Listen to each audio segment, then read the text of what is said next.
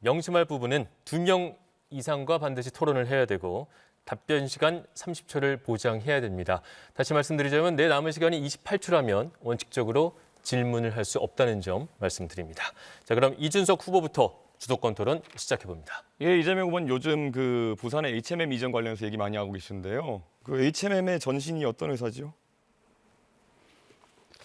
부산에 HMM을 우리가 유치하겠다고 하는 것은 부산이 북극 항로가 개발될 경우에 해운 항만의 중심 도시가 되기 때문입니다.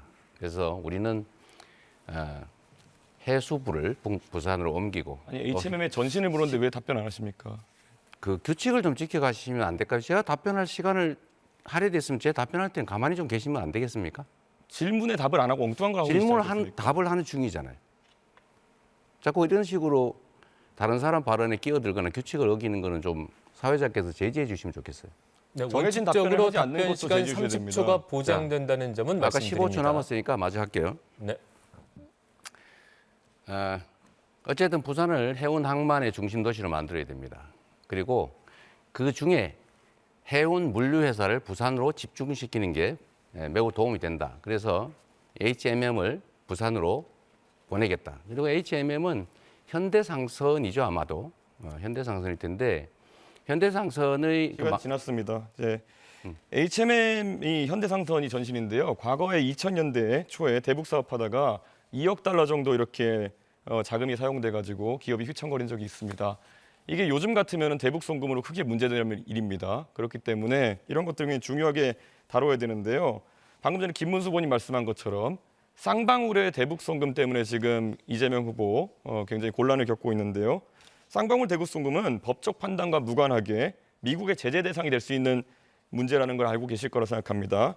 대통령이 되신다 하더라도 미국 입국이 제한될 수 있는 문제입니다. 이민법 212조에 따라 가지고 제한될 수 있는데 사실 뭐 이런 문제가 있기 때문에라도 외교에서 이재명 후보가 굉장히 불리한 상황에 놓이게 될 것이다라는 건 자명하고요. 과거에도 국내 정당성이 부족한 지도자 같은 경우에는 대미 협상에서 고생을 하곤 했습니다. 특히 쿠데타로 집권했던 전두환 대통령 같은 경우에는 레이건 대통령 만나는 것도 힘들었고 만나서도 짧게 만나고 헤어지기도 했고 정당성을 인정받기 위해서 많은 양보를 했습니다. 핵무기 개발 포기하고 미국산 무기도 구입하고 국방과학연구소도 좀 축소하고 이렇게 했어야 되는데요. 트럼프가 만약에 트럼프 대통령이 이재명 후보가 당선되면 이런 약점을 가만히 두겠습니까? 저는 흔들 거라고 생각하는데요. 본인의 이런 여러 가지 사법 리스크 때문에 대한민국을 위기에 빠뜨렸어야 되겠습니까? 본인의 이런 문제들 다 해소해야 되는 거 아니겠습니까? 재판을 안 받으면 해소가 안 될 거잖아요. 제가 대북 송금에 관여했다는 건 아무런 근거도 없는 얘기고 실제로 그들이 저를 위해서 송금했다는 것은 믿을 수 없는 얘기고 주가 조작을 하다가 수사를 받으니까 아마도 그걸 도박 자금으로 썼다는 설도 있는데 저는 이 진상이 곧 규명될 거라고 봐요. 그리고 또 한 가지는 아까 부산 얘기를 마저 좀 하면 HMM은 부산으로 반드시 가게 됩니다.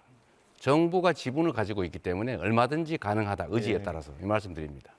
지금 그럼 쌍방울이라는 기업이 결국엔 과거에는 속옷 만들었었고 이번에 대북 사업을 하기 위해서 결국에는 뭐 스마트팜이나 이런 것들을 언급하는 그런 상황인데 그게 그러면 얼마나 진실된 이야기라고 사람들이 생각하겠습니까? 쌍방울이 속옷 만들던 회사가 스마트팜을 하기 위해 가지고 북한에 송금을 하다 걸려서 도박 자금을 날려가지고 이재명으로 물고 늘어졌다. 이 해명을 트럼프가 받아들이겠습니까? 저는 그렇게 자꾸 하늘을 가리려고 하는 행동을 하지 않으셨으면 좋겠다.